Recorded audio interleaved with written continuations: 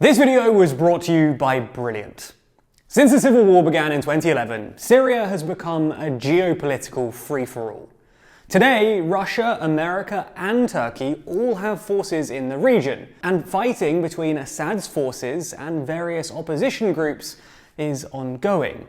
Nonetheless, things could get even more chaotic, because in the last few weeks, Turkish President Erdogan has begun preparing for a ground invasion into the northeastern part of Syria, which is currently occupied by a Kurd-led militia.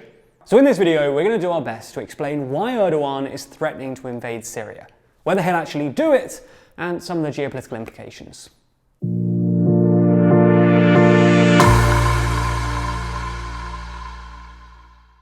So, to actually explain the current situation in Syria, let's start with a bit of context. Syria's president, Bashar al-Assad, came to power in 2000 after his father's deaths. Hafez was previously the Minister of Defense who took advantage of Syria's reoccurring political instability to seize power in 1970. Much like his son, he was an autocrat who basically ran the country via executive fiat. Originally, he intended for his oldest son, Bassel, to be his successor, but Bassel was killed in a car crash in 1994, leaving Bashar to take power 6 years later. Originally, Bashar promised reform. He continued with the privatization of industry that began under his father, transitioning away from a centralized system to a Western-style free market economy. However, these reforms failed to have the intended effect, and ended up mostly benefiting well-connected elites who had supported Bashar's regime in the past. Public sentiment wasn't helped by the fact that from 2006 to 2010, Syria suffered through a record-breaking drought, pushing up food prices and putting pressure on Syrian living standards. On top of that, Bashar refused to authorize new political parties, and when the Arab Spring kicked off in 2011, prompting calls for further reform and democracy, Bashar cracked down violently. Assad's crackdown eventually plunged the country into a full-blown civil war, which has been raging ever since. The thing that makes this conflict so complicated is the different groups that are fighting within the country. Again, to understand where the civil war is right now, you need to understand these groups and their motives. Obviously, one of the main groups is Bashar al-Assad and his Ba'athist government, and they're fighting to maintain his grip on power. Assad is backed by Russia, who are supporting Assad for both strategic and political reasons. Strategically, Putin wants to remain relevant in the region, and he has an airbase and port, which he uses as his base for his Black Sea fleet, which he wants to keep hold of. And politically, maintaining a presence in the Middle East allows Russia to posture as a superpower, and gives it an opportunity to flex its newfound military weight. Although it's probably a bit redundant now that Russia's army have performed so poorly in Ukraine. Assad is also supported by Iran, which see Assad's success as a key to their regional interests. And that's because Iran and Syria have been strong allies since the Islamic Revolution in 1979, when the Ayatollahs were supported by Assad Sr. Additionally, Syria and Iran are both anti-Israel, so Iran wants to ensure that they maintain a key ally by ensuring that Assad remains in office.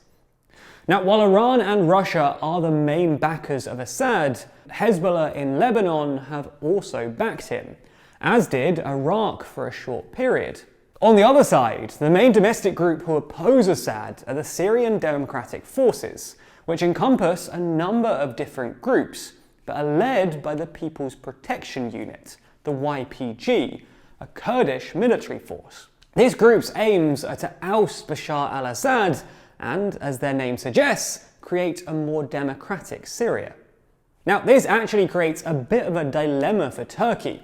In the 2000s, Erdogan was actually pretty friendly with Assad, but he was always at least sympathetic to the Muslim Brotherhood, the preeminent political opposition in Syria who were exiled by the Assad regime. Now, when Assad cracked down hard on protesters against Erdogan's advice, he switched sides and threw his weight behind the rebels, and essentially the Islamist groups. However, as the Kurds have established themselves as the primary opposition against Assad, Erdogan is faced with a dilemma, because while Erdogan wants Assad gone, he doesn't want the Kurds to establish themselves in northern Syria, which could eventually lead to a Kurdish state in the region. For context, since the 80s, the Kurdish government has waged a series of wars against Kurdish nationalist groups, most notably the Kurdistan Workers' Party, or PKK, who in eastern Turkey are demanding Kurdish autonomy, or even full-blown Kurdish independence. Erdogan will be worried then that if Kurds in northern Syria establish a Kurdish state, they'll fuel Kurdish nationalist sentiment in Turkey itself. This is why over the past decade or so, Turkey has staged at least 4 interventions against the Kurds. Now, Syria is currently split into 2 main regions: the western Assad-controlled region and the eastern Syrian Democratic Forces-controlled region. But it's often overlooked that Turkey actually controls a small region of Syria in the north.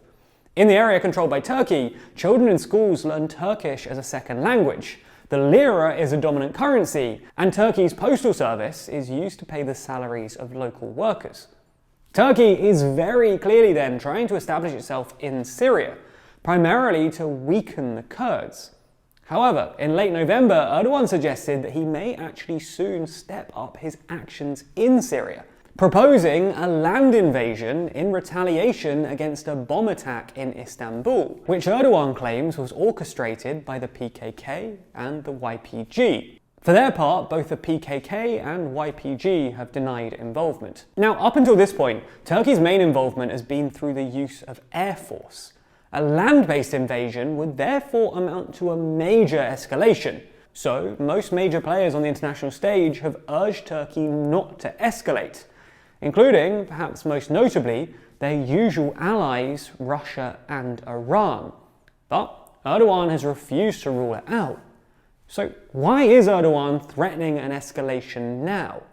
Well, as we see it, there are 2 reasons. Firstly, the Kurdish groups are establishing themselves in northern Syria, and Erdogan is genuinely worried about the prospect of Kurdish sectarianism in the future. However, the second reason is political. As we've detailed in previous videos, Erdogan is struggling in the polls at the moment. While polling suggests that his AKP party are still on track to be the largest party, albeit only by a small margin, they'll probably lose their parliamentary majority in the next election, and their coalition partner, the Nationalist Movement Party, are polling on less than 10% and could fall below the 7% electoral threshold. Similarly, polling for the presidential election suggests that the most popular opposition candidates are now neck and neck with Erdogan, and a couple of recent polls have actually given one of his contenders a tentative lead over Erdogan. That politician is the leader of Turkey's main opposition party, the Republican People's Party, who lead an opposition alliance comprising of 6 parties, with a shared platform focused on abolishing the presidential system of government in Turkey that granted vast executive powers to Erdogan in 2018. Anyway, you get the point. The polls for the 2023 election are neck and neck, and with a worsening economic crisis, the opposition could plausibly pull ahead. A land offensive against the Kurd would distract the electorate from the economic issues facing the country, and allow Erdogan to campaign on foreign policy, an area where he's far more comfortable. You get the idea then. Erdogan's potential invasion of Syria is perhaps best explained by reference to his domestic political woes, rather than what he actually wants in Syria. Now, what you want me to tell you here is that everyone knows what they're doing and is making rational decisions. But unfortunately, that's not always the case when it comes to politics. But it can be in your life if you sign up to Brilliant, the STEM learning platform where you can learn everything from quantum computing or algebra to logical decision making, a skill severely lacking in the world at the moment. Now, their logical thinking course might start simple, but it builds, teaching you logical reasoning skills until you're solving problems that previously seemed impossible. And it's the perfect time of year to invest in yourself too. With us heading into a new year, why not improve yourself and keep traveling on a journey of lifelong learning? And you'll get hooked on that empowering feeling of learning too, because this isn't just about memorization or lectures. Brilliant teaches you by doing, using active learning techniques to teach you the principles behind otherwise complex subjects, and ensuring that you actually understand what's going on. And it's not just traditional STEM topics either.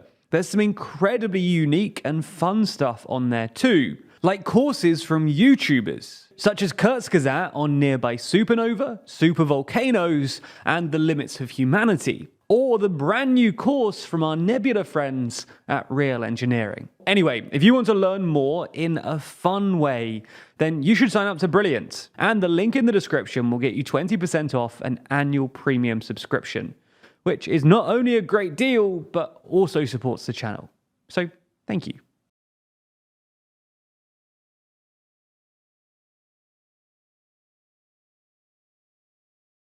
Welcome to Germany, whoever's editing this. I've got some mulled wine, Thomas is holding a laptop, and we broke a lamp in order to make this terrible lighting setup work, so have fun.